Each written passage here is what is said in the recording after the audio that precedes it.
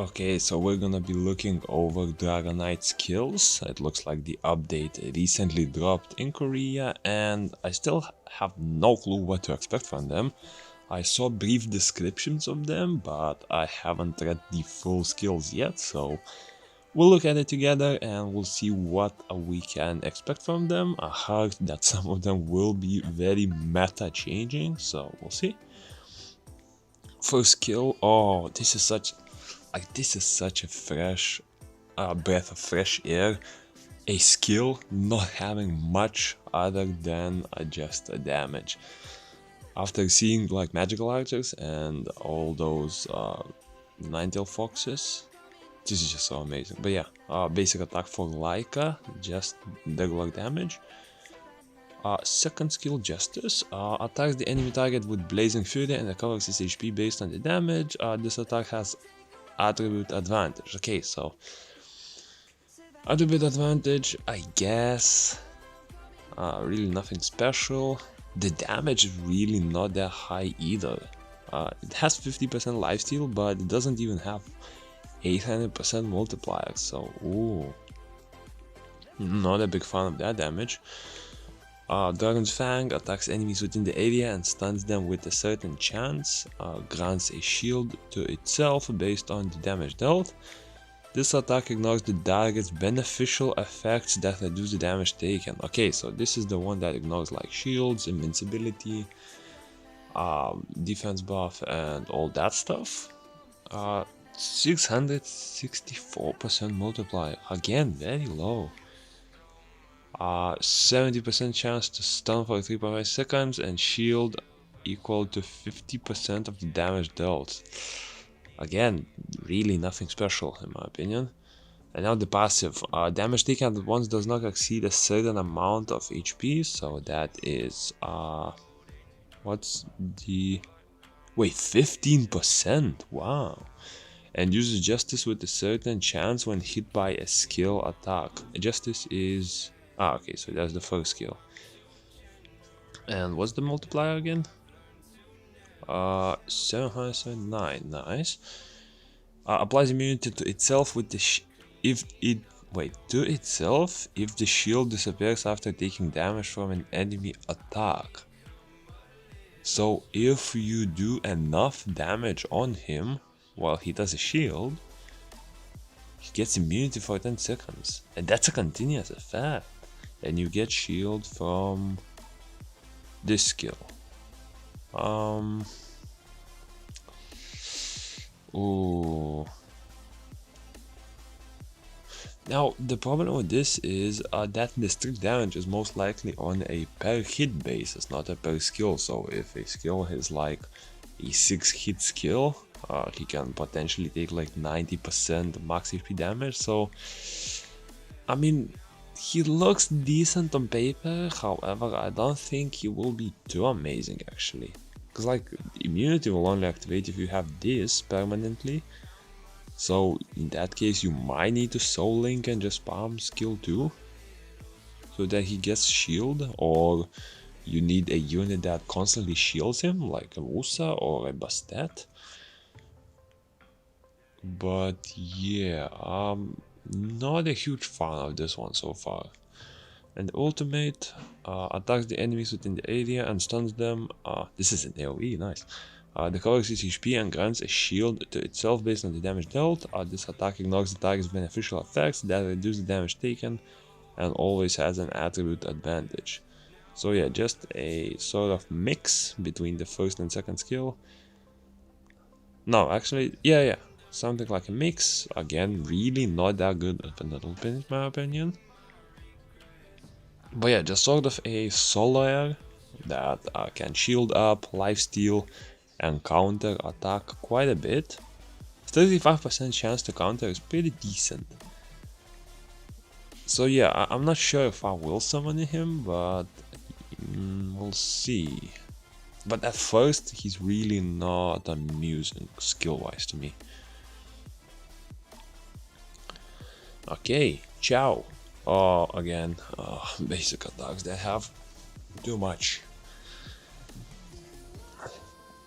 Attacks the enemy target if its HP is below a certain ratio and has a certain level of Dragon Soul or above. Consumes Dragon Soul to recover its HP. What the hell is this?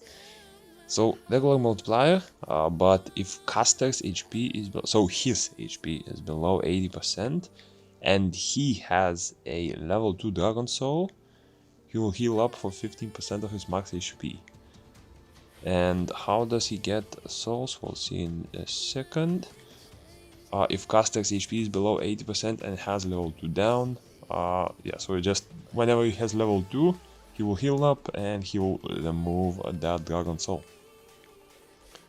Now, first skill, with Blazing Fury deals damage based on defense to the enemy target. This attack ignores the target's beneficial effects that reduce the damage taken and deals increased damage based on his Dragon Soul level. Okay.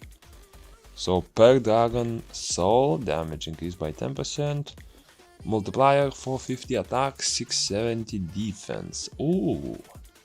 That's a 3 mana skill as well. The multiplier is nice. I want to see how it is compared to something like Bulldozer. So 450, 680, and if we check Bulldozer, his ignore defense is 260, 400, but it hits 2 times. So, Bulldozer has higher multiplier and also has ignore defense. So, make of that what you want, but the multiplier is not impressing. Hopefully the Dragon Soul is easy to stack at least, so that he can increase damage, but yeah.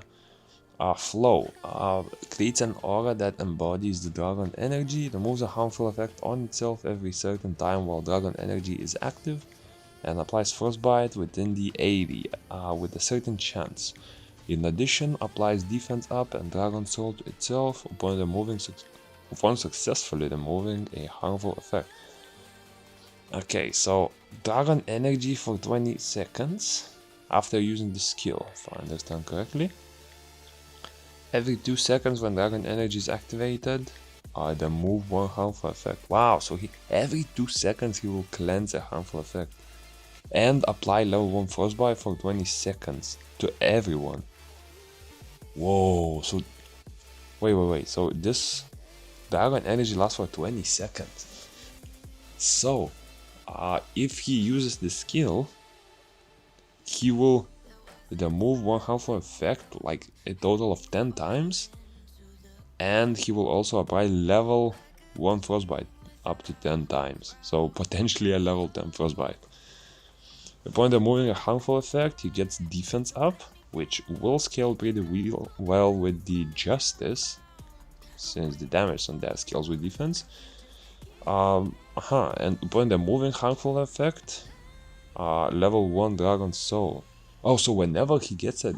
Oh, wait, whoa. So whenever he uses these skills, for 20 seconds you are basically not allowed to debuff him, or he will just get additional Dragon Souls.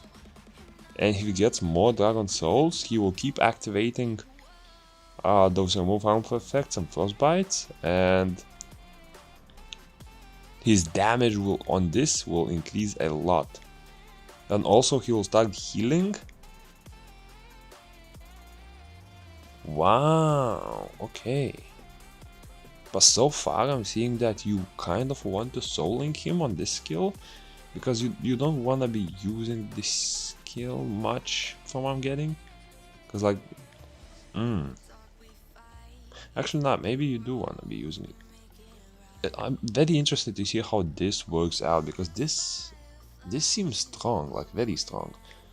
And I think like that Frostbite is very underrated. If you are able to stack like, what on average you will be able to stack around level 7 Frostbite, right? Like a 70% chance. That's pretty huge. Interesting. And Ultimate Flow creates an aura that embodies the Dragon's energy, removes 2 harmful effects on all allies. Wow, AoE cleanse as well. Within the area every certain time while Dragon energy is active. and applies frostbite to enemies within the area. In addition, applies defense up and Dragon Soul to itself upon the moving in effect. So, Dragon's energy. This time you remove 2 harmful effects, and on everyone, right? Removes 2 harmful effects on all allies. Yeah, so this is a continuous cleanse every 2 seconds on every. Whoa! Upon removing, defense up to Dragon Soul and leveled. Yo, this guy's ultimate is actually OP. Whoa, whoa, whoa, whoa, whoa, whoa, whoa, whoa. This ultimate is OP. This is probably one of the strongest ultimates I've seen. Imagine, continuous cleanse. Your whole team cannot be debuffed. Even if Juno strips, her burn gets instantly removed. And they're continuing to get level 2 frostbite, so they'll probably have permanent level 10 frostbite as long as the ult is active. And frostbite, 5% of max HP damage, decreases attack speed and move. Whoa. Whoa, this guy's ultimate seems broken. Okay, Leo, basic attack, nothing special. Torrent deals damage based on its defense to the enemy target and applies skill deceleration. Just to quickly check, skill deceleration, so level 1 is 33% less often to use skills. Uses Super Torrent 1 when used during Soul Link with a certain level of Dragon Soul or above. So if he has level 10 Dragon Soul, he'll use the follow-up attack, which is deal damage based on defense to the enemies within the area. AoE attack. The attack penetrates the target's defense, consumes all. Okay. So a follow-up with a defense break that is also based on attack and defense. Nice. Deals damage based on his defense to enemies within the area and applies a skilled acceleration. Applies defense up to itself. Applies Dragon Soul to itself based on the number of targets. Jeez. So very good in AoE scenarios. Potentially insanely OP in Battlefield, because there, if you're fighting like 3 enemies, you're potentially gonna get like 10 Dragon Souls in one hit. But those skilled acceleration, I think the skill itself is very similar to the Wind of Kurogirl, right? Because like she has skilled acceleration here. She also has mana cost up, although it does cost a bit more, like it's a 5 mana skill. But yeah, back to his skill. So the passive, this one is apparently a game changer as well. So accelerates its skill cooldown for a certain time at the start of the battle. Accelerates its skill. Applies. Wait, in the base game, Leo is always the first one to move, no matter the speed of your team. So there's potential that he will straight up just be the first one to have his skills ready. Applies Dragon Soul to itself. Wait, applies Dragon Soul to itself every time damage. No. Whoa, I'm confused. To itself every certain time during battle. Okay. Decreases damage taken based on the Dragon Soul level. Suppresses all enemy and ally ultimate gauge up down effects. Ooh, so no Tianas, no Bastets are gonna work. Like those units that buff up your ultimate abilities.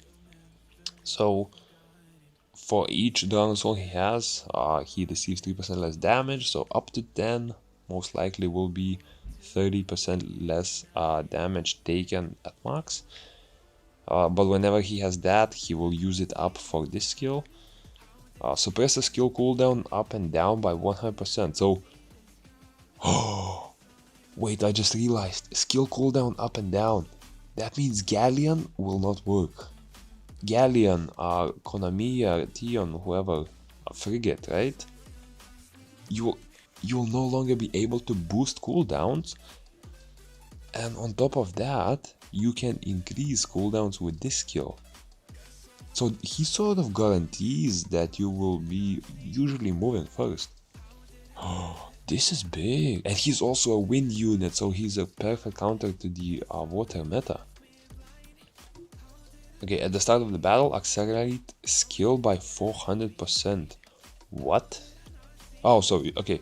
So it charges 4 times faster, if I'm getting, or 5 times faster, rather. And every 10 seconds battle, level 1 Dragon Soul. Ooh, and you get Dragon Soul from... You know what? He looks very strong. He looks insanely strong. This passive, no ultimate gauge up, no skill gauge up. And he's also a skill cooldown down as well, so stuff like could reset skill times. I know that Eleanor won't work. What's a unit that reduces like skill cool times? Let me quickly check. Chivo? Wait, he has skill cooldown up? Oh, look at that. So Chivo won't work. Who else? Who else is a more meta unit? Eleonora, I guess. Light Cowgirl, again, won't work much. Terrible Tornado, whoa, I have her, and I still don't know about it. Oh yeah, wait, this one. I mean, you usually don't use that skill, so Shan won't work well. The Wind Desert Queen, which is sometimes used, won't work well. Genos won't work on him. That is nice, you know? That is very nice. I mean, I'm definitely gonna be summoning him just because he's wind element, and he is a galleon counter. That's enough for me to summon him. And his ultimate applies Dragon Soul to itself, then deals damage based on its defense to the enemy target and applies skill deceleration. That's a single target ability. Uses Super Torrent 2 if it has a certain level of Dragon Soul or above, and applies more Dragon Soul. So, ooh, level 3 skill deceleration. But again, it's a single target one, right? And yeah, it doesn't even have ignore defense on the base damage, so not a big fan there. But it does have defense penetration here, so it deals damage based on its defense to the enemies within the area. AoE, okay. This attack penetrates the target's defense by 50%, consumes all Dragon Soul. Not impressed with the ultimate. I think he's played more for the passive. So far, only CHOW's ultimate looks very OP to me. The rest, not a big fan. Okay, the light one. The ones we will never get, apart from one person watching this. And it's not you, don't worry. So, basic attack, nothing special. Second skill, Justice, with Blazing Fury, deals damage on its max HP to the enemy target and applies crit damage down to itself. How impactful is that? 60%, wait, 60%? Oh, okay, so it basically reduces crit damage, so if someone attacked you with like 300 crit damage, their damage would essentially be as in he had 240 crit damage. Like, it's not a 60% damage reduction overall. What was I? This attack ignores the target's beneficial effect that reduces damage taken. Penetrates the target's defense when it's in King's Rage. Can enter King's Rage stats state based on the conditions upon obtaining the pass. Oh, look at that. But damage 48% of his max HP. And ignores damage reduction effects. That is nice. Defense penetration 60% if he's in King's Rage. Oh, whoa. And that's a cheap ability. Okay. Dragon's Might deals damage based on its max HP to enemies within the area and applies counter attack and crit damage up to itself.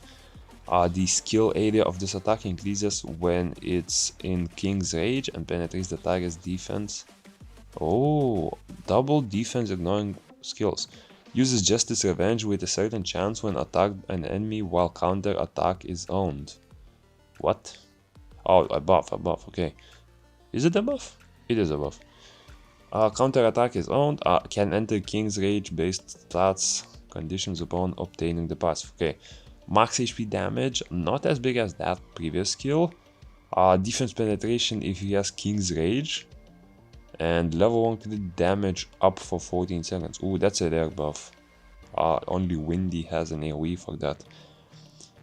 Interesting. Counter attack for 14 seconds with this 30% chance only. Ooh, that's a bit low. Okay, and Justice Revenge with Blazing Fury deals damage based on its max HP. Is that the same as... That is quite literally the same as this. Just a bit different stats. So 39% damage, defense penetration, and crit damage taken up. Yeah, so it's sort of a follow-up that's very similar to this. Again, the passive. Gain CC immunity, love that. Only Fire Monkey has that as far as I know, so that's awesome. Applies King's Rage to itself when a team member is defeated. Oh, only when defeated? Okay. Instantly recovers its destroyed HP when King's Rage is applied and recovers its HP every certain time while King's Rage is active. While King's Rage is active, accelerates a skill cooldown, deals increased damage and takes less damage. So 50% more damage, 15% less damage. He gets King Rage if someone on your team dies. 7.5% max HP healing every second. And when caster is in King's Rage, accelerates skills by 150. Okay, so 50% more often he can use skills. Or is it, wait, 150? Nah, that's way more. That's way more. So that's 2.5 times faster skill usage. And he nullifies any destroy effects that he had. You know what? It looks stacked, but I'm not a big fan. Yeah, so the King's Rage lasts until he kills an enemy. So until he sort of equals out the fight. I don't know, I am not a big fan of him. I think he's like strong, but it's very hard for me to see how he can be used effectively, because he is a warrior, so like he is a frontline unit. Meaning that he will stand in frontline, and for you to defeat, like for your enemy team to defeat a team member, someone else would need to be in the frontline, so potentially maybe an assassin. But yeah, just because of the type, like if he has support or something, if he stayed in the back, I can see this working pretty well, but right now, not a big fan.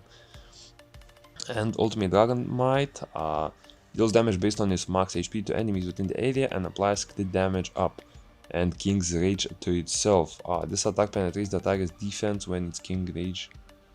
Oh, okay, so you can activate King Rage from the ultimate. But again, ultimate, you need quite a lot of energy, and by the time you charge it, usually some of your team will all be already dead. So again, not a big fan of this. But yeah, big max HP scaling, defense penetration, low 3 kill damage up. Okay, so he plays around that King Rage, but again, I'm not a very big fan of units where you have to wait for a long time for an effect to happen, and you will have to wait for a long time, or you will just have to handicap your team by letting someone die. But yeah, and Ragdoll, so this guy was by far the most broken unit in the base game. I'm expecting the same to happen here. Basic attack, nothing special. First skill deals damage based on its max HP to the enemy target and applies silence with a certain chance. The damage of this attack increases based on his lost HP to itself and the target. So for each HP percentage lost on him and the target, damage up by 1% to potentially close to 200% damage increase. But then again, the damage 43% of max HP, so you will need to build him on something like HP, crit damage HP most likely. Silence for 8 seconds, but it's only a single target silence, so seem better. Second skill deals damage based on its max HP to enemies within the area and applies block harmful effect removal. Oh, so making my Acroma even more useless, I see. Okay, with a certain chance, provokes nearby enemies with a certain chance. Provoke on top of that, with a 90%. Hey yo, the area of the skill damage and block harmful effect increases if its HP is below a certain ratio. Oh, so potentially his like area in which he activates it is pretty small at first, but I think it will be enough to hit like all of the frontline units, right? But yeah, if caster's HP is below 50%, he will also heal up for 30% of max HP. That's not damage, that's just straight up a 30% heal. Wow, block harmful effect removal, and provoke on 4 mana, interesting. Passive returns a portion of the damage taken and decreases the monster's skill cooldown whenever it critically hit by a skill attack. Oh, only skill attack.